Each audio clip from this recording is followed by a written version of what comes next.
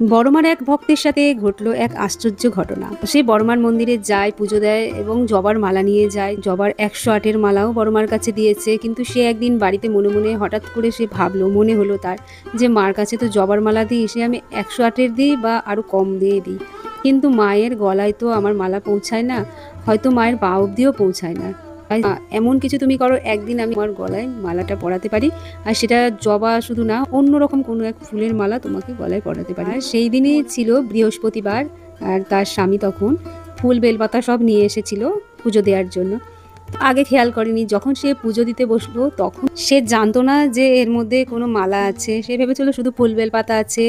যখন ফুল বেলপাতা বের করতে করতে দেখলো যে ওর মধ্যে একটা বেলফুলের কুড়ির মালা, তখন সে মনে মনে খুব খুশি হয়েছিল, কারণ বড়মার কাছে সে চেয়েছিল যা, সেই মনস্কামনায় তার পূর্ণ হলো। কারণ মা অন্তর্যামী, মা মনের কথা সবই বুঝতে পারে। আশ্চর্যভাবে বড়মা চেয়ে